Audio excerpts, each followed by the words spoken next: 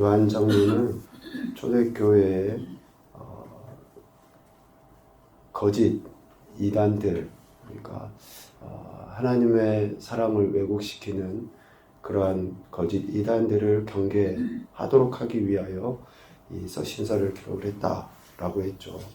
그 대표적인 자들을 적그리스도라고 이렇게 표현을 했습니다. 특별히 2장에 보면 적그리스도는 두 가지 측면에서 이렇게 옳지 않음을 나타내죠. 첫 번째는 신앙적인 측면입니다. 그들은 예수가 그리스도시다 라는 것을 부인합니다. 예수가 그리스도이시다 라는 것을 부인해요. 그러니까 당대에는 예수라는 이름이 흔했다고 하잖아요. 구약에도 예수라는 그 이름이 여호수아나 예수아나 이렇게 다 불려져요. 히브리어로. 그만큼 구원자에 대한 갈망이 있는 거죠. 그런데 그 구원자로 오신 그러한 이름을 갖고 있는 이가 그리스도, 이스라엘 백성들이 그렇게 대망하는 메시아라는 것을 부인하는 거죠. 그러니까 그리스도이신 예수는 오직 하나님의 아들, 오늘 5장 1절 하반부에 이야기하는 하나님께로부터 난 자니 또한 낳으신 이를 사랑하는 자마다 그에게서 난 자를 사랑하다. 하나님에게서 난 자 누굽니까? 예수 그리스도를, 하나님을 사랑하는 자가 진짜 예수 그리스도를 사랑한다는 거죠. 그러니까 그리스도이신 예수는 오직 한 분, 하나님께로부터 나신 분 밖에 없다라는 거죠. 그리고 삶적인 측면에서 적그리스도는 거짓말하는 자예요. 그러니까 예수가 그리스도이심을 부인할 뿐만이 아니라 그들의 삶의 모든 행태는 다 뭡니까? 거짓, 위선, 거짓말이라는 것이죠. 그렇기 때문에 2장 22절에서 이야기하는 것처럼 아들 예수를 부인할 뿐만이 아니라 아버지 하나님을 부인하면서도 마치 그렇지 않은 것처럼 그들은 늘상 거짓말을 하죠. 그러나 하나님께서 베풀어 주신 사랑으로 말미암아 자녀라고 일컬음을 받은 사람들이 있죠.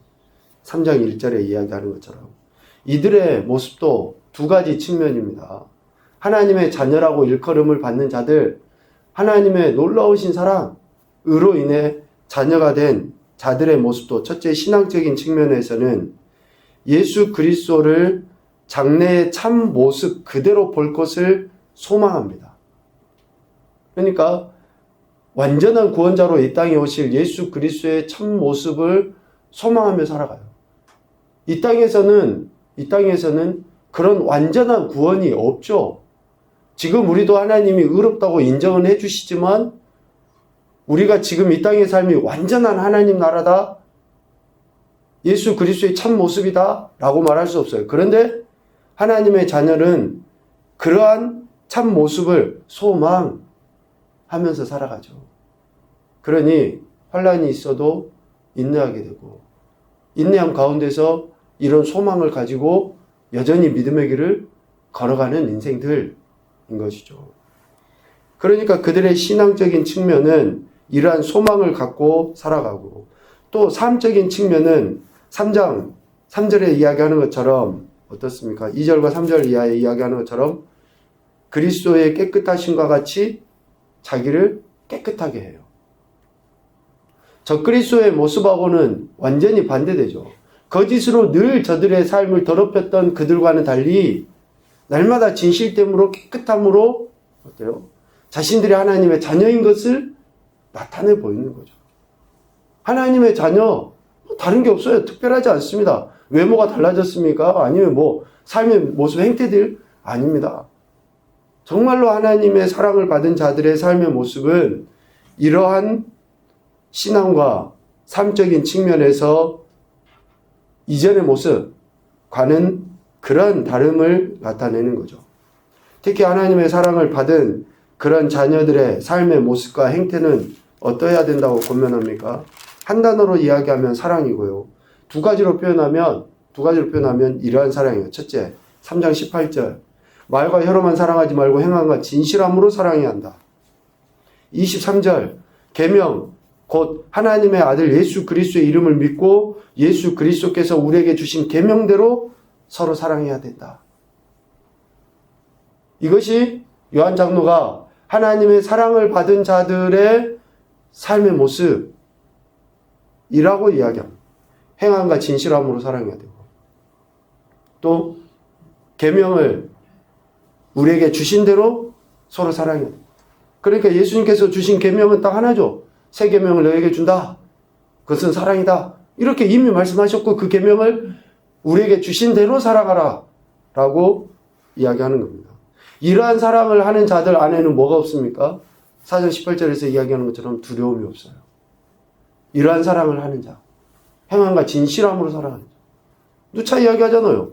아이들이 왜 당당합니까? 거짓이 없으니까. 자기들이 행했던 것이 진실되니까. 그런데 조금이라도 거짓이 있고 그러면 어때요? 부모 얼굴도 쳐다보지 못하고 두려움이 있는 거죠. 이러한 사랑을 하는 자들이 그들 안에는 두려움이 없죠. 왜? 온전한 사랑이 두려움을 내쫓기 때문에 그렇습니다. 그래서 하나님을 사랑하는 자는 하나님의 사랑이 그 안에 거하여 그의 사랑이 온전히 이루어지도록 하시는 그 성령의 역사하심에 순응하며 살아가는 사람들이라는 거예요.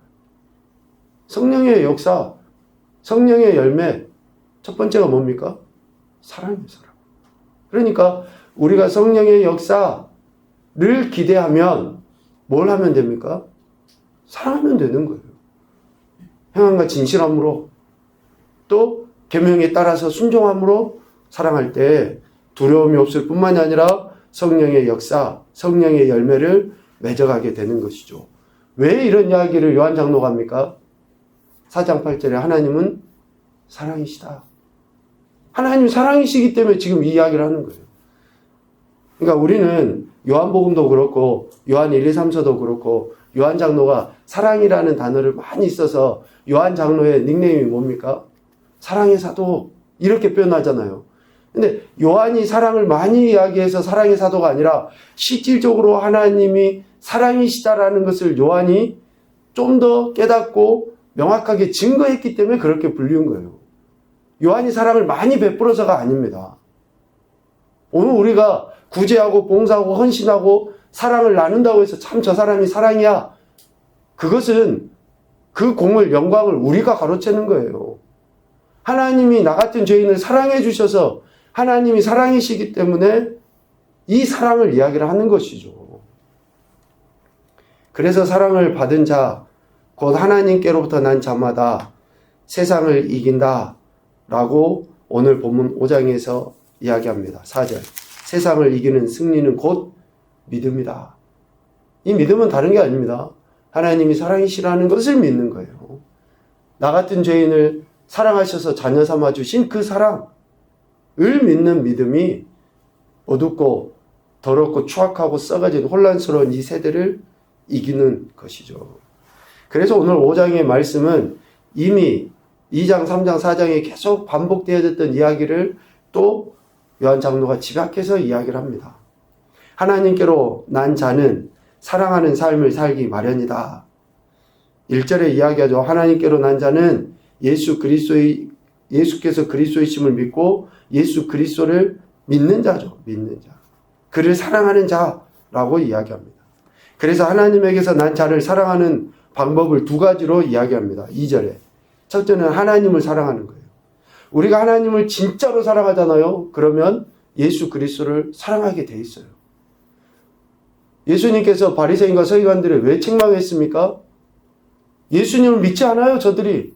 그런데 예수님을 믿지 않으면서 하나님을 사랑한다고 이야기하고 하나님의 말씀을 지킨다라고 이야기하고 그 지킨다고 하는 잣대로 다른 사람을 비난하고 판단하고 정죄하니까 예수님이 책망했던 거 아닙니까?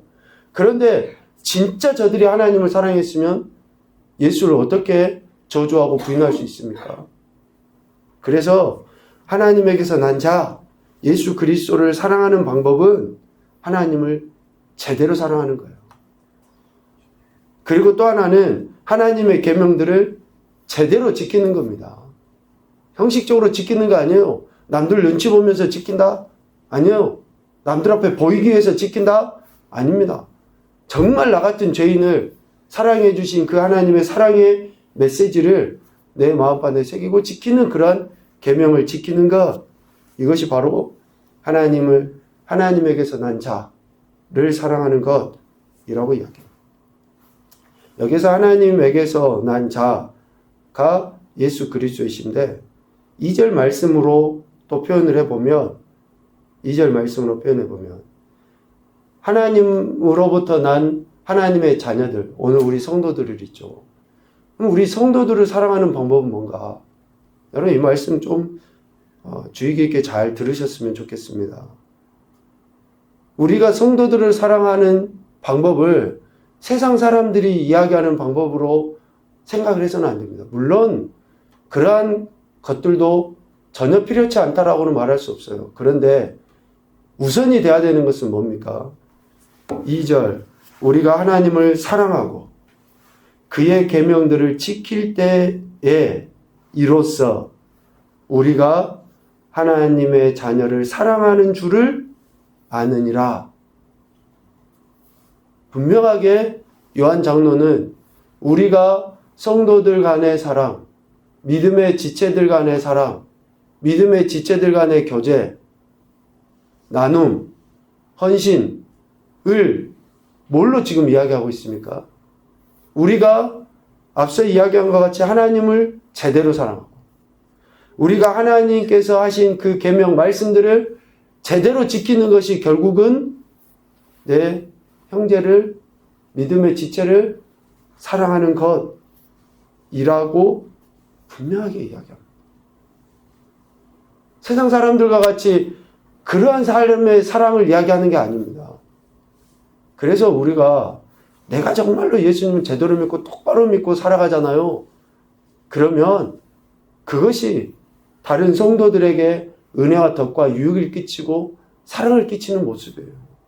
내 신앙이 올바르지 않는데, 내 믿음이 건전하지 않는데, 아무리 내 호주머니에서 무엇인가 나누고 베풀고 한다고 해서 그것이 진짜 사랑인가? 내가 제대로 하나님을 사랑하지 아니하고 하는 그 사랑은 어디로부터 나는 겁니까? 2장 16절 육신의 정욕, 안목의 정욕, 이생의 자랑에서 나는 거예요.